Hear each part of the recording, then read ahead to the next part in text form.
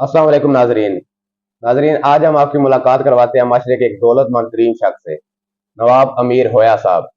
अस्सलाम वालेकुम नवाब साहब। जी वालेकुम सलाम जी। सर, ये होया क्या है? जात है क्या है ये? जी जात है जी, मेरी जात है। अच्छा, ये जात है, किसकी सब कास्ट है ये? मैंने तो कभी नहीं सुना इसका नाम।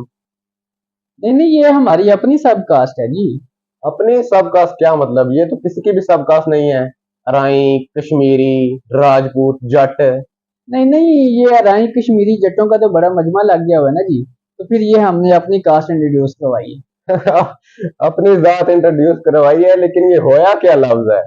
असल में साहिब साहब, जब मैं छोटा होता था ना, जब मैं पैदा हुआ था, तो घर में दूध ना होने की वजह से, खाना ना होने की वजह से जो है ना, वो मैं बहुत ऊंची ऊंची रोता था, क्योंकि ना दूध होता था ना खाना होता था। अच्छा।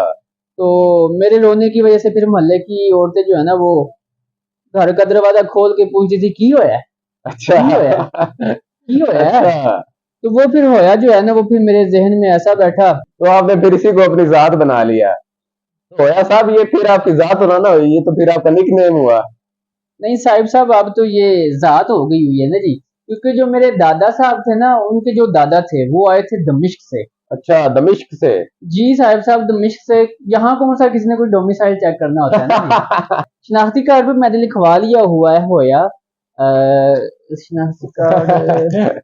अच्छा, अब आप ये पैसे दिखा रहे हैं। नहीं, वो दरअसल ना, मैंने ना जल्दी में जो है ना वो कमीज पहनी है ना, तो वो फिर अच्छा। पैसे साथ में आ गए, वरना मैं इतने पैसे अपने साथ रखता नहीं होता। अच्छा, तो होया साहब, आप एक जली जात का सहारा लेकर लोगों को क्यों मुतासिर करना चाह रहे हैं? नहीं, वो दरअसल जहन में ये भी है ना कि जी आने वाले वक्त में ना सियासत में भी हिस्सा लेना है। अच्छा। तो वो सिर्फ पोस्टर पे निरा अमीर लिखा हो ना, तो वो बंदा फिर काउंसलर लेवल का लगता है ना जी। हम्म। तो अगर पूरा पोस्टर के ऊपर नवाब अमीर होया लिखा हो ना, तो अच्छा। वो फिर पता लगता है कि बंदा कोई एमएनए या एमपीए की फाइट कर रहा है। अच्छा, तो नवाब साहब, आप ये अंगूठियां बार बार क्यों उतार रहे हैं? बस आदत नहीं है ना जी साहिब साहब, डायमंड की अंगूठियां पहनने की। तो ये तो बस आपकी भाभी, मैं जब निकलने लगा हूँ तो उन्होंने बोला है कि ये डायमंड की अंगूठियां पहन के जो, वो दूसरे वाली मैंने रखी थी, वो शायद मेरे पास होंगी। वो दूसरी वाली जो है ना, वो नहीं, वो मेरे ख्याल में घर ही रह गई है अच्छा। ना जी। तो वो दूसरी वाली होती तो वो भी मैं पहन लेता हूँ। बस ये आदत नहीं है ना जी डायमंड की अच्छा, तो अंगूठियां आदत पहनने क्यों की, नहीं है जी?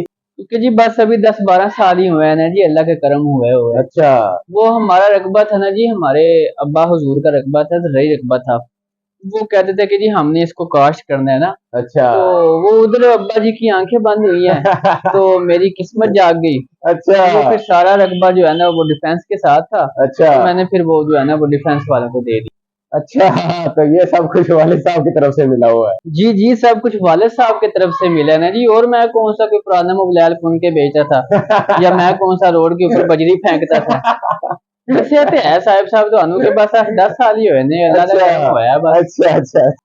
देखे ना जी, मेरे जैसे को बाप का ही दिया होता है। हाँ। इसीलिए आपने जो है ना वो रक्शे वैगन या 3.5 मरले के मकान के ऊपर ही पड़ा होगा माँ की दुआ। आपने कभी लैंड क्रूजर प्राडो या 8 कनाल के घर के ऊपर कभी भी नहीं पड़ा होगा कि माँ की दुआ, क्योंकि हाँ। वो सब कुछ जो है ना वो बाप का दिया होता है। अच्छा, होया साहब, आपको एहसास है कि मुल्क इस वक्त महंगाई की आग में किस तरह जल रहा है? क्या मतलब मुल्क जल रहा है? मैं तो अभी लैंड क्रूजर का शीशा नीचे करके आया हूँ, मुझे तो कहीं भी नहीं मुल्क जलता हुआ नजर आ। अगर कहीं मुल्क जल रहा होता तो मैं क्यों 8 करोड़ की लैंड क्रूजर निकाल के आता जी। नहीं होया साहब, मेरा मतलब था कि ये पेट्रोल, आटा, चीनी, दाल, गोश्त, इनकी आसमान से बातें हुई करती कीमतें आपको कभी नजर नहीं आई? देखें जी, अगर कीमतें आसमान से बातें कर रही हैं तो फिर मुझे कैसे पता हो सकता है ना जी। हाँ, अलबत्ता मैंने अपने चौकीदारों को 1-2 दफा जो है ना वो बात करते हुए सुना है, बड़ी महंगाई है। लेकिन मुझे तो महंगाई नजर नहीं आई जी। उसी तरह रोड बड़ी बड़ी गाड़ियों से भरे पड़े हैं। 5 स्टार होटलों में भी जो है ना जी, वैसे ही रश है, बल्कि पहले से ज्यादा रश है साहिब साहब। नहीं होया साहब, आपको कभी तो किसी चीज के महंगा होने का एहसास हुआ होगा। नहीं, 1-2 दफा जो है ना वो मुझे तारिक साहब ने जो है ना वो फोन करके बताया, उनकी घी मिल है ना, उन्होंने कहा है कि घी महंगा हो गया है। तो मैंने फिर उनको जो है ना जी मुबारक दी थी। अच्छा, होया साहब, घी मिल तो आपके दोस्त की है ना, आप खुद क्या करते हैं? खुद क्या करना है साहिब साहब, बहुत किया है। खुद तो बस अब 28 प्लाजे हैं जी, उनका अच्छा। जो है ना वो किराया शराया आ जाता है। तो आपको एक बड़े मजे की बात बताता हूँ जी मैं। जी होया साहब जी। वो एक दफा मेरे दोस्त ने मुझसे पूछा कि कहाँ कहाँ पे हैं आपके 28 प्लाजे, तो मैं उनको सिर्फ 22 गिनवा सका। अच्छा। ओए ओए ओए। 6 प्लाजे कहाँ पे थे वो मुझे भी नहीं पता था। अच्छा अब तो साहिब साहब ये भी नहीं पता कि किस किस रोड पे कौन कौन सा प्लाजा है। अच्छा। आज मैंने लिस्ट बनाई थी कि मेरे प्लाजे कहाँ कहाँ पे हैं, वो लिस्ट मैंने शायद जेब में रखी थी, लेकिन मेरे ख्याल में शायद मैं जो है ना वो घर टेबल पे भूला हूँ। अच्छा तो वो फिर आसानी हो जाती है ना जी, अच्छा अच्छा कि फिर पता चल जाता है कौन कौन से रोड पे कौन कौन सा प्लाजा है मेरा। अच्छा अच्छा। होया साहब, आपको कभी ये एहसास हुआ कि आपकी इस दौलत पर दूसरों का भी कोई हक है?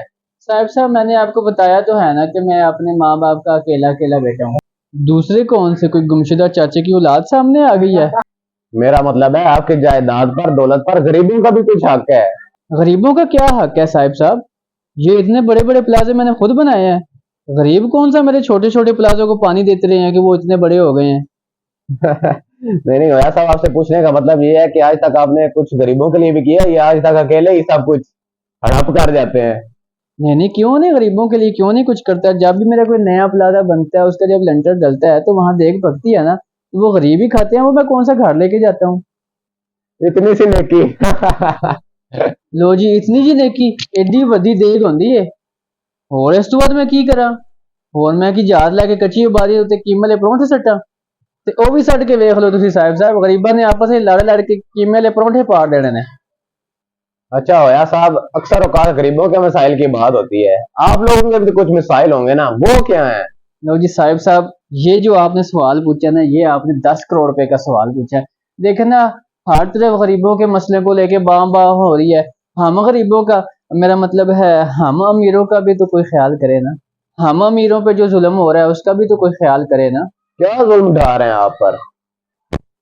कोई एक मसला हो तो बताओ ना आपको साहिब साहब। ये जब से 5,000 का नोट निकला है, यकीन कीजिए आधा घंटा मैं घूमता रहा हूँ, मुझे उसका चेंज नहीं मिला।